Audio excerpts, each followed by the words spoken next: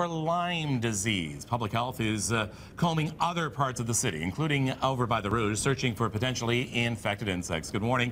Welcome back to Breakfast Television. A special segment for you right now. And Frank's going to join me on this about something we didn't think we should be worried about in the city, but something we should be very worried about, and that is Lyme disease. Yeah, so often we thought that this was something localized down to the United States. The CDC in the United States has identified this as one of the fastest growing diseases, and now indeed it's moved its way up, migrated, and each and every year we're hearing about more cases of Lyme disease and ticks. So let's give you a little bit of the background. Black-legged ticks found on Algonquin Island last Friday. The variety can spread Lyme disease by biting a victim, but only if the tick carries the serious illness. The same type of tick was discovered last November in the Rouge Valley and did test positive.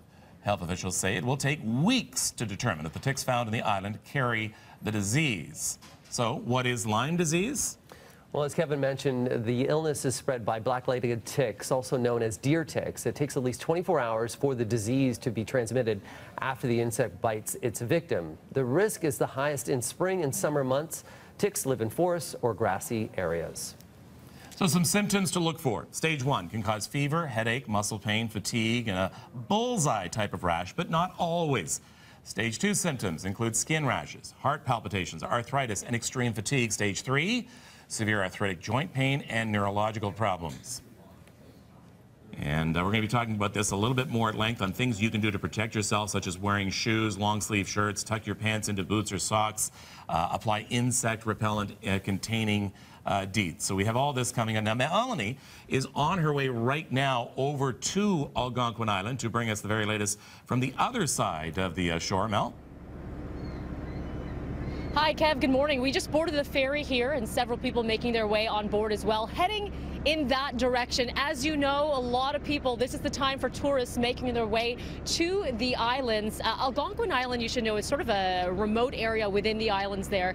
And the risk is low. That's important to note. However, you should still be aware and still be educated. So we're going to make our way over there, talk to some of the residents as well. This is high time, as you know. Both you and Frank have been talking about it, sort of the late spring, early summer. So we hope to bring you more once we hit the other side in the next few minutes. Meantime, we're going back to you. All right, thank you very much, Mel. And joining us right now, we have two people who are going to help shed a little bit more light on really what is a very little known disease in urban areas. First of all, Paige Spencer has been living with the illness for about 14 years, only recently diagnosed. So we're going to find out why. And our friend Dr. Jolene Huber is also here to chat with us, a pediatrician who we call on all the time for her expertise. Let's start with you, if we could, Dr. Huber. Why would it take so long to diagnose this? Lyme disease is Lyme disease, isn't it? Right. So because the tick is often not found or not seen, it's there for 24 hours, can be there up to 5 days and cause the infection. Only 50% of patients who get Lyme disease start with that typical bullseye rash, so you don't always have it, and you may just have some flu-like symptoms, and then it can progress, if untreated, to all of the multiple symptoms that you were talking about earlier, and then it becomes what we call the great imposter or the pretender, which can look like many other things. There's neurological symptoms involved, multi-system, skin, heart, and so it's hard to diagnose it sometimes in the later stages. And I know some don't even know they've been bitten by a tick. Yeah, for sure, you don't know, and that's why it's really important to be checking thoroughly for it. So Paige, knowing now what you know now as opposed to then, excuse me, that's allergies. Bless you. That is allergies, I'm sorry. Tell me about your experience. Well, what can I say, but it can be a living nightmare. I went undiagnosed for 14 years, and I've been on treatment for about almost 2 years now. I started on oral antibiotics, and then went to IV antibiotics, which I have a PICC line in my arm. And it can be anything from, you can experience any type of pain at all. As I said to the Toronto Sun, I said, I have not felt I felt pain in every single inch of my body. There hasn't been a spot in my body that I haven't felt pain. So this disease affects everything from neurological to physical to mental and even emotional. And do you recall where, I do not it recall. may have come from? Because it's probably you were walking through somewhere where these. Where are the ticks? Have you learned where these ticks are? Well, unfortunately, they're all over. There's higher risk areas. I highly believe I got bit in the Rouge Valley because I spent most of my time there growing up hiking with my dog. And we never knew about Lyme disease. We never checked for ticks. But now it's becoming such a huge thing. They're taking over everywhere, Fort Erie, Ottawa, Montreal, and it just keeps growing and growing. And the problem is they're coming in from birds. So they're dropping off the birds and they're falling into the suburbs and people gardening. And I so want to talk about you being an advocate right now. I know that there is there's a little bit of problems with treatment here in Canada as well. Yes. That's a whole other aspect of this. I know many Canadians go to the U.S. seeking treatment. yes, I go to Buffalo. All the border guards are completely understanding because it's so typical that they see Canadians coming across the border. Unfortunately, most doctors here only treat Lyme disease for the 30 days, which are guidelines saying only 30 days of antibiotics and you're treated from Lyme disease. And the medication can be expensive, and a lot of it is not covered. My family spends $5,000 a month on treatment. $5,000 a $5,000 month. a month. Yeah, we're struggling to keep up the costs. Hopefully, to keep up the costs. It's, you do anything to get better, right? Let's talk about some of the things you brought. So I don't want people to be needlessly scared. Right. Better protect yourself and know what you're Right. looking for.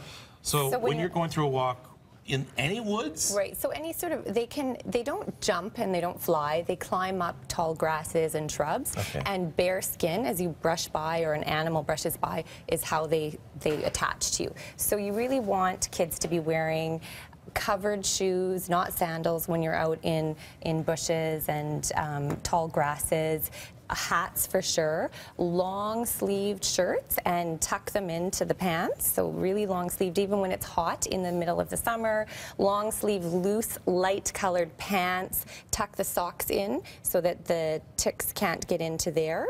And then you want to use some kind of insect repellent if you're going to be in an area particularly where there's ticks. And you talked about monitoring. I have two small young boys that love being outside. What do Yeah. I look for? So every day, particularly in the spring and summer, and when you're coming in from outdoors, you want to look head to toe. You're looking for anywhere from a pinhead size of a tick to up to a pea size, so checking everywhere, head to toe. Having a shower or a bath in the first 2 hours when coming in is also a good idea because that can help get rid of ticks.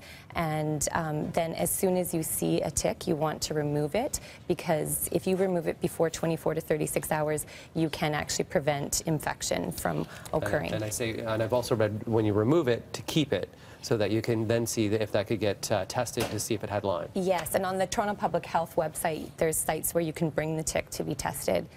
so it's better to be informed rather than scared. Yes. And I'm going to leave the last words to you, Paige. What do you want people to know more than anything? Just to really be cautious out there. I mean, as I said, take that 5 minutes to just check yourself over, check your children over, because instead of taking that 5 minutes when they come in, you don't want it to take 5-10 years for your child to get better. I mean, my family has seen me go through hell with this disease. It can completely destroy your life. Just be aware. Don't live in fear, because there's always things out there. Don't live in fear. Just, be prepared. And when you go outside, as you can see by all these things here, you can also, if you're interested, look up on Can Lyme about getting a tick kit to properly remove a tick. And just call your MP as well. Yes, yes, that is so important. Yeah, because we So need to get some money towards treating this right Get it here. covered. Yeah, we need instead that. of all that, all those people having to go to Buffalo and across the border. And Can Lyme? Yes. CANLYME. .org. .org for all those details. So please, be prepared. And best to you. Thank you Let's very take a break on Breakfast Television. By the way, you can follow this continuing right now on our second screen, bttoronto.ca/extra, as we talk more about this on our second screen. We'll be right back.